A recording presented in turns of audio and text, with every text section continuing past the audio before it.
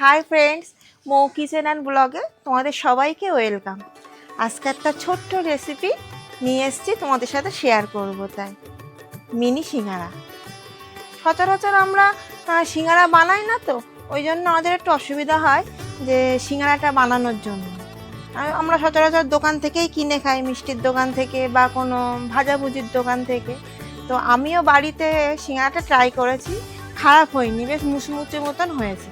তাই তোমাদের সাথে ভাবলাম একটু শেয়ার করে নিই। তা তাহলে চলো বানানো যাক মিনি সিঙ্গারা। সিঙ্গারা বানানোর জন্য আমি প্রথমে এখানে কিছুটা ময়দা নিয়ে নিয়েছি আন্দাজ মতো।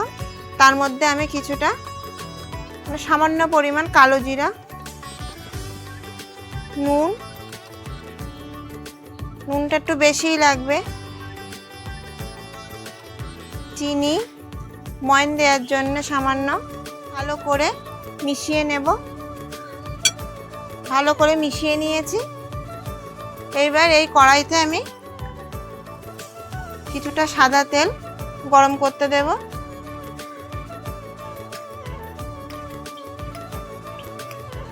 সাদা তেল বেশ কিছুটা লাগবে ময়দায় ময়ন দেওয়ার জন্য, কারণ তাহলে সিঙ্গারাটা খাস্তা হবে। তেল গরম হয়ে গেছে, এবার আমি তেলটা ময়দায় দিয়ে ভালো করে ময়ন দিয়ে নেব।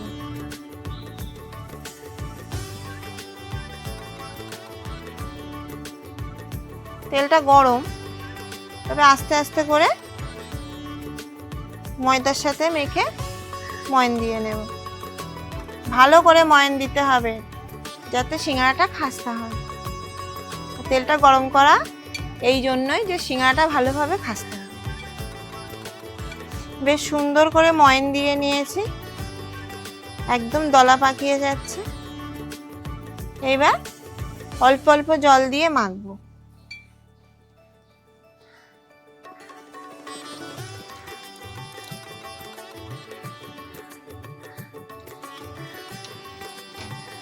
ময়দা মাখা একদম কমপ্লিট।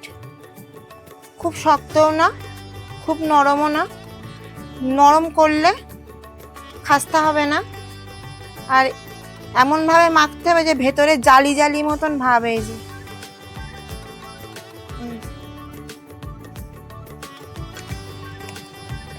এইবার এই মেখে আমি বেশ কিছুক্ষণ চাপা দিয়ে রাখবো।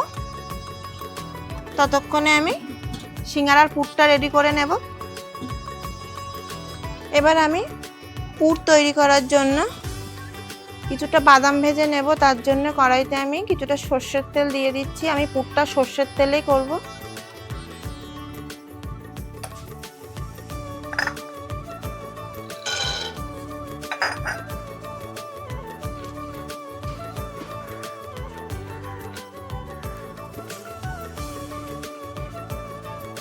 বাদাম ভাজা হয়ে গেছে, এবার বাদামগুলো আমি তুলে নেব।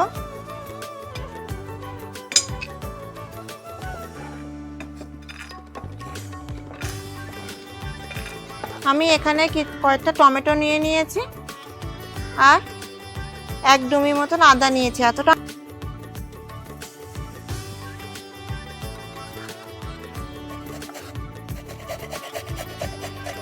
এবার আমি এই বাদাম ভাজা তেলের ভিতরেই অল্প একটু পাঁচফোড়ন আর একটা শুকনো লঙ্কা দিয়ে দিলাম।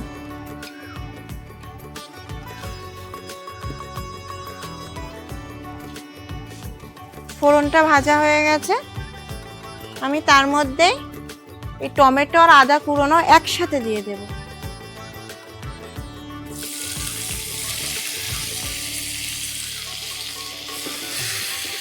দিয়ে হালকা আছে ফ্রাই করব। এর মধ্যে আমি সামান্য একটু নুন দেব যাতে টমেটোটা ভালোভাবে গলে যায়।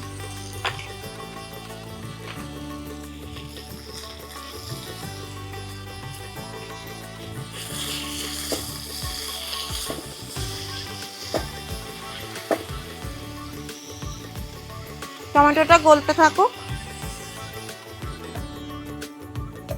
তার মধ্যে আমি আলুটা ভালোভাবে ম্যাশ করে নেব।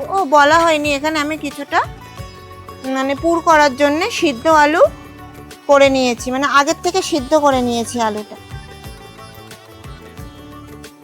এখানে আমার বড় বড় 3টে আলু আছে, বড় বড় মানে মাঝারি সাইজ।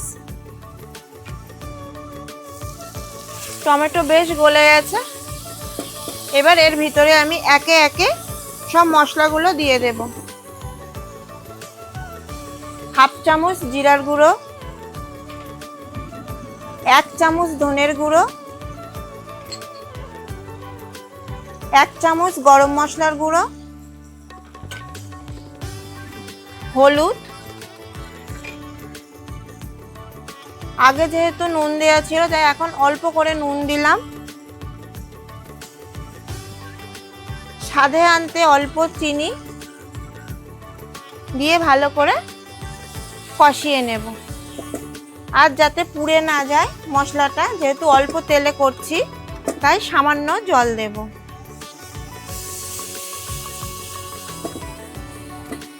মশলাটা ভাজা ভাজা হয়ে গেলে ম্যাশ করা আলুটা দিয়ে দেব। মশলা ভাজা ভাজা হয়ে গেছে, এরপর এর ভিতরে আমি ম্যাশ করা আলুটা দিয়ে দেব।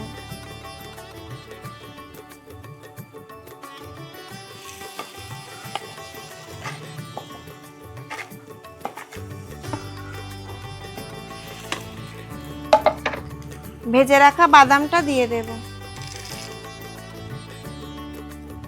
আর এখানে আমি একটা বাড়িতে মশলা করেছিলাম, এতে আছে গোটা জিরে, গোটা ধনে, গোটা মৌরি আর 2টো শুকনো লঙ্কা ভেজে গুঁড়ো করে নিয়েছি,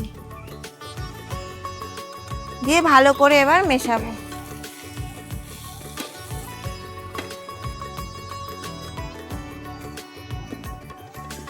সিঙ্গারার পুর একদম রেডি। এবার এটাকে একটু ঠান্ডা করতে দেবো। পুর ঠান্ডা হয়ে গেছে। এবার আমি সিঙ্গারার জন্য যে ময়ন দিয়ে ময়দাটা মেখে রেখেছিলাম ওর থেকে বেশ কিছুটা লেচি নিয়ে বেলে নেব।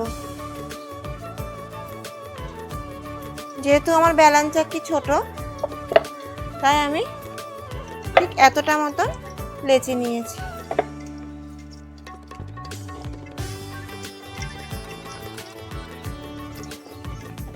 এবার সিঙ্গারা বানানোর জন্য আমি এই রুটিটাকে কেটে নেব।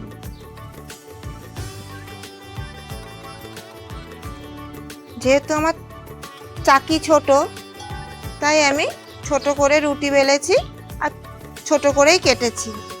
যাদের যেরকম চাকি তারা সেইভাবেই রুটি বেলে সিঙ্গারা বানিয়ে নেবে।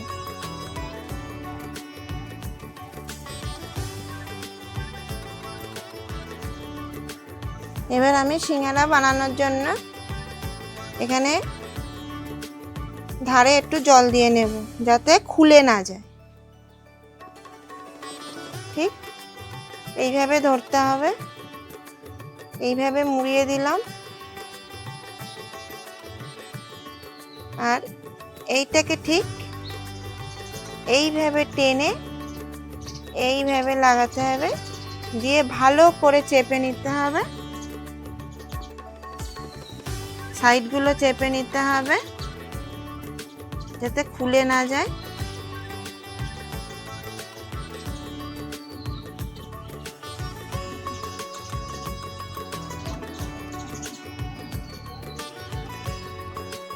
সিঙ্গারা সব বানিয়ে নিয়েছি, এবার ভাজার পালা।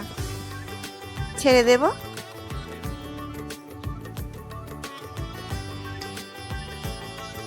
পাল্টে সুন্দর করে লাল লাল করে একদম ভেজে নিয়েছি সিঙ্গারা। দেখো কি সুন্দর কালার এসছে সিঙ্গারার।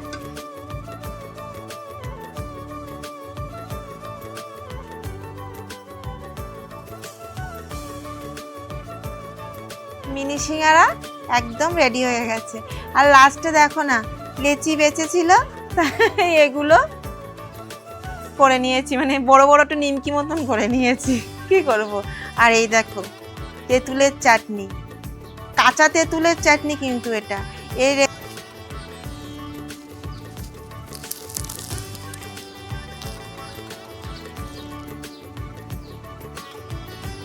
ভালো খাস্তা হয়েছে, কিন্তু খেতেও তো মনে হচ্ছে বেশ ভালোই।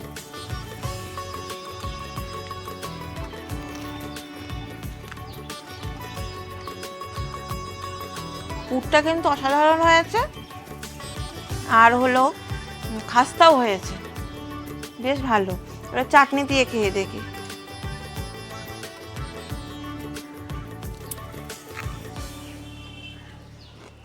চাটনি দিয়ে বেস্ট লাগছে, সিঙ্গারা চাটনি ছাড়া চলে না। তাহলে তোমরা বাড়িতে ট্রাই করো।